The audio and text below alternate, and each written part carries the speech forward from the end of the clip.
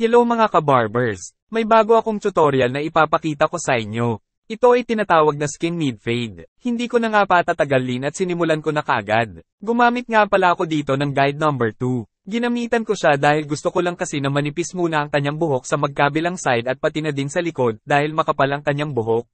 At ang paraan kong ito sa paggupit base lamang sa aking kagustuhan. Dito muna ako sa kabilang side nagsimula at gamit ko nga ang guide number 2 dahil kulot ang kanyang buhok at pagkatapos kong gumamit ng guide number 2 ay nag-overcomb na naman ako. Pinanipis ko lang naman siya para mas madali siyang lagyan ng linya. Ang linya na ilalagay ko ay siya ang magiging guide kung hanggang kataas ang sukat ng mid-fade. Pero bago ako maglalagay ng linya ay kailangan ko muna mag-overcomb, pinapantay ko lang muna ang kanyang buhok at pinapanipis dahil nga mahaba na siya at makapal at saka naman ako maglagay ng linya na siya ang magiging guide. At ganito lang ang ginawa ko sa paglagay ng linya. Dito sa bandang patilya at sa side ay mababa lamang at kailangan ay pantay na pantay din ang paglalagay ng line.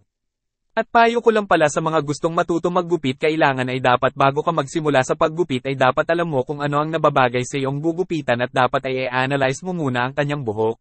At pagkatapos ko siyang lagyan ng line ay tinanggal ko na nga ang mga natitirang buhok sa bandang ibaba o sa pinaka-lower side, kailangan kasi ay yung sa pinaka-ibaba ay manipis, malinis at dapat ay naka-zero siya.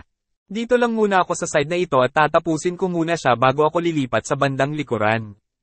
Kasi nga bago ko siya iwanan ay dapat tapos na. Kailangan pala dapat naka-zero blade ng iyong clipper at kung may adjuster ang iyong clipper ay laro-laruin mo lang siya, pwede mo siyang open-close lang.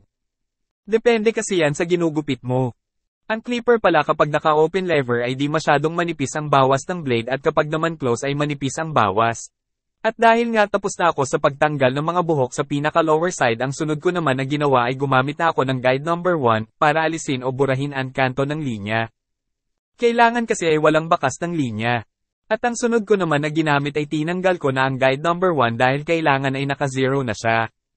Ganito lang kasi ang paraan ko sa pagtanggal ng kanto. At pagkatapos ko nga matanggal ang kanto ay para siguradong pulido at maganda ang blend ay nag-overcomb ako. Kung napapansin nyo ay nawala na ang guhit. Sundan nyo lang mga ka-barbers ang pamamaraan kong ito, baka sakaling makatulong ako sa inyo.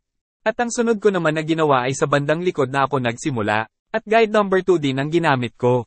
Kung ano ang ginawa ko sa side ay ganun din ang ginawa ko sa bandang likod. Ginupit ko muna yung mga mahahaba at nung umiksi na siya ay sinimulan ko na siya maglagay ng linya. Pero kung mapapansin nyo ay mataas ang pagkalagay ko ng linya dito sa likuran, dahil dapat talaga ay mas mataas dapat dito kaysa magkabilang side. Naka-zero din pala ang blade ng clipper na ginamit ko dito sa likod, at pagkatapos ko nga siyang e-zero at nung malinis na ay nag-overcomb naman ako, at ang sunod ko naman na gagawin ay kailangan ko ng alisin ang guhit. Kailangan ay mabura siya at para maganda ang transition. Sa unang paraan ng pagtanggal ng kanto ng linya ay gumamit ako dito ng guide number 1. At sunod naman ay kailangan alisin ang guide at dapat naka-zero na. Ang kailangan kasi dito ay walang bakas ng linya, dapat malinis siya. At pagkatapos ko dito sa bandang likod ay pupunta naman tayo sa kabilang side, pero dapat bago mo iwanan dito sa likuran dapat sigurado kang malinis na ito, para kung sakaling may aayusin ka pa konti na lang. At dito naman tayo sa kabilang side. Kung ano ang ginawa ko sa kabila at sa likod ay ganun din dapat ang gawin mo dito. Halos pare-parehas lang dapat ng pamamaraan. Sundan nyo lang mga ka-barbers at siguradong kahit papano ay may matutunan kayo sa paggugupit kasi dapat malawak ang iyong imahinasyon, dapat iniisip mo kung ano ba ang nababagay at hindi. At dapat kapag nag-shave kayo ay dapat mag-ingat palagi dahil ang blade ay delikado at ito ay nakakasugat at dapat magaan lang ang iyong mga kamay. Huwag din masyado malalim kapag kayo ay nag-aahit, para sa akin ay mas okay kapag hairline lang ang sinundan mo. Pagkatapos ko nga na mag-shave ang sunod ko naman na gagawin ay magbabawas na din ako sa bandang itaas. Kailangan kong bawasan ang haba. At depende rin yan kung sa tingin mo kung ano ba ang nababagay at kung kailangan pa bang bawasan o hindi na. Sana mga ka-barbers ay nakatulong ako sa inyo, basta ang payo ko lang lalo na sa mga gusto matuto maggupit kailangan lagi kang mag-practice. Dapat ay lagi kang nanonood ng mga tutorial katulad ng ganito at saka mo siya subukan.